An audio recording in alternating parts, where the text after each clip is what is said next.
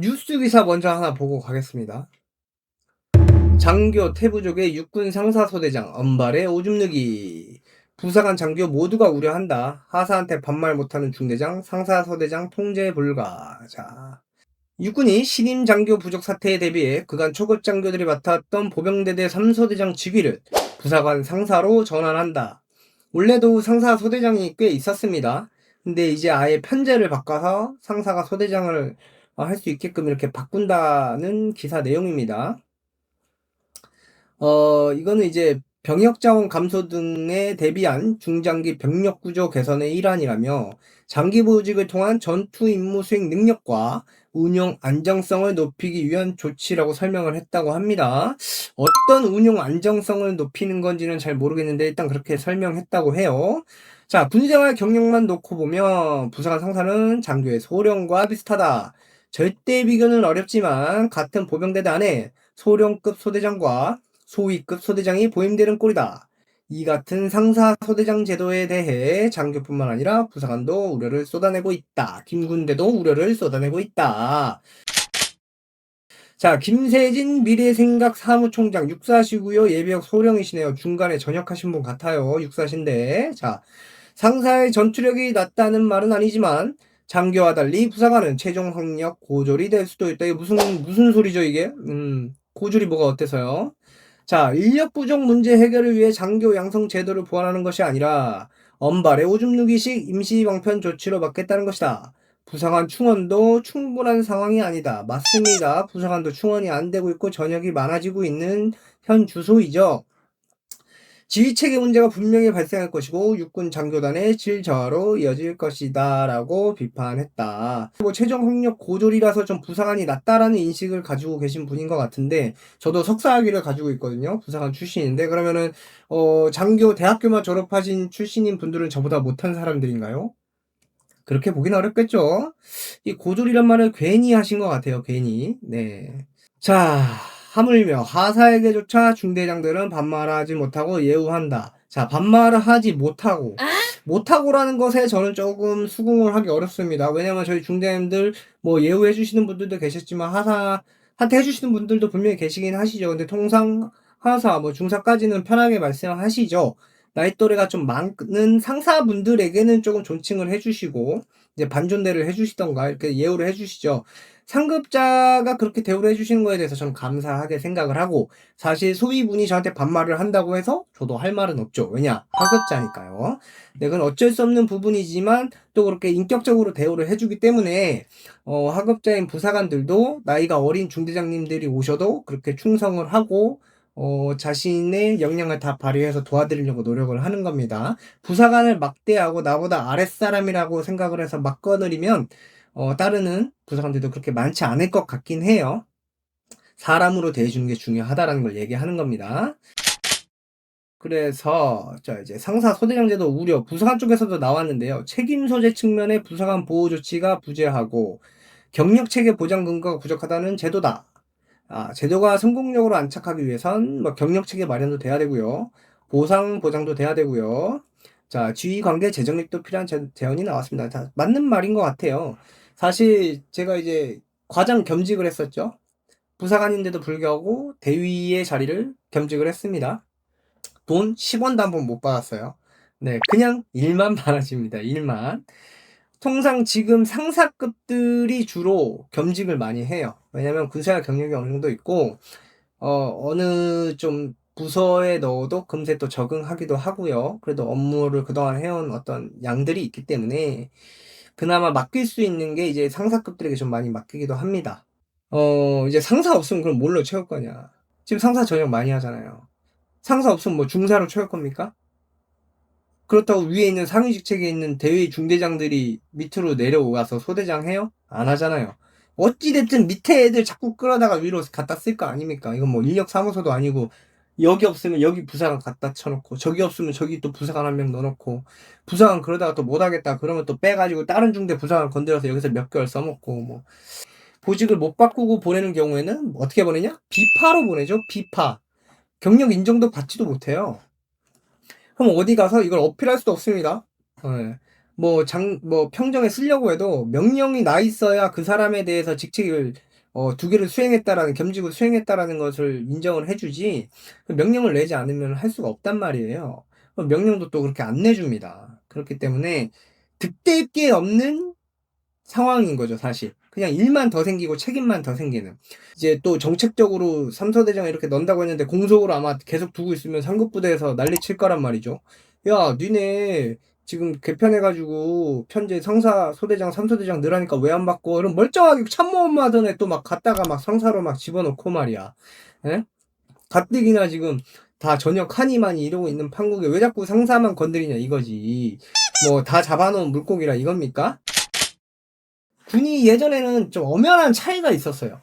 부사관은 부사관, 장교는 장교의 역할이 딱 구분이 되어 있고, 부사관이 장교의 역할을 한다는 것에 대해서 장교분들이 굉장히 프라이드가 좀 상해하는 그런 듯한 느낌이 있었습니다. 난 그래도 장교인데 이런 게 있었는데, 지금은 그런 게 없어요. 아까도 말씀드렸다시피 제가 장교를 하면 하는 겁니다. 근데 장교가 부사관의 일을 하는 경우는 없죠. 네, 드물어요. 나가서 막 작업 같이 하고 공구리 비비고 뭐 이러신 분들 그렇게 많지 않죠. 네, 뭐 분리수거 부사관들 저기 막 나갈 때 안 하는 경우도 꽤 많죠. 제 주변에서는 해주시는 소대행 분들도 계셨습니다. 분명히 있어요. 좋으신 분들도 계신데, 그러니까 약간 부사관들 입장에서는 허드렛 일을 할 때 부사관을 시켜놓고 부사관의 일이라고 해놓고서는, 장교는 어려운 일이고 어떤 장교의 고유의 임무라고 해놓고서는 정작 급하니까 부사관을 또 장교 일을 시키는 거 아니겠습니까?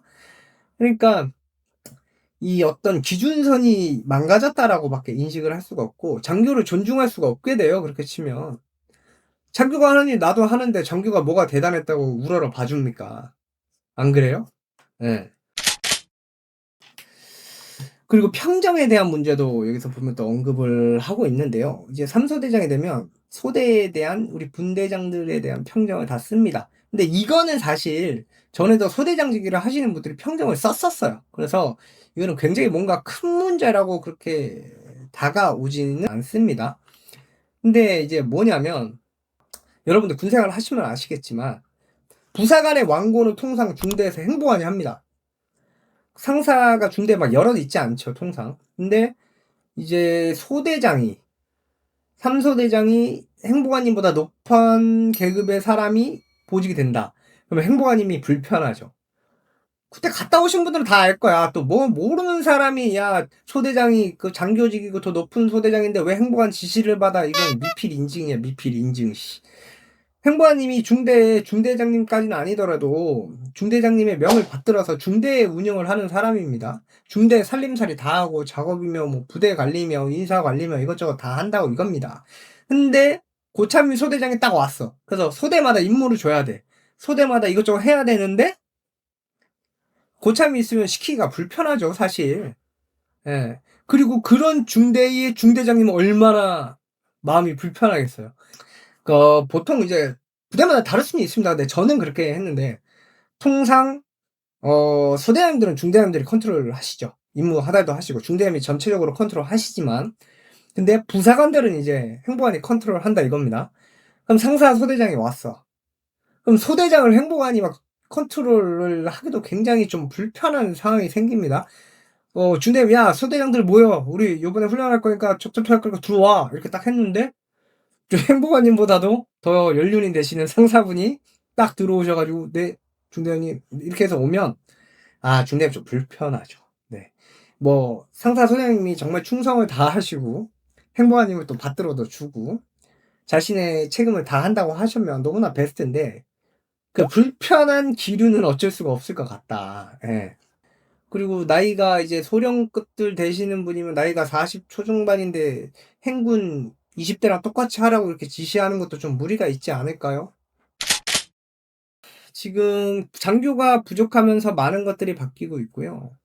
군이 많이 바뀌고 있습니다.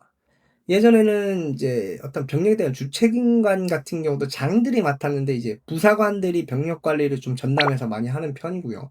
교육 훈련도 부사관이 전담해서 합니다. 심지어 사격 통제도 저는 그 행보관 할 때 제가 사격 통제했어요. 사선 통제를 제가 다 했고 소대장님들이 제 통제를 받았었습니다. 일단 인력이 부족하면 사실 일도 줄어야 돼요. 아니 그렇잖아. 10명이 하던 일을 그동안 편제에 맞춰서 일을 했다가 5명밖에 없으면 당연히 5명이 10명분의 일을 하려면 1인당 2인의 일을 해야 되잖아요. 근데 일을 줄일 생각을 안 해. 해야 될 건 다 해야 돼.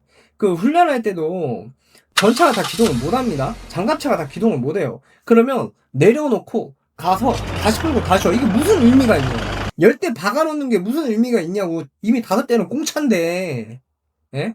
운전도 요즘 운전병 없어서 간부가 다 운전을 한단 말이죠.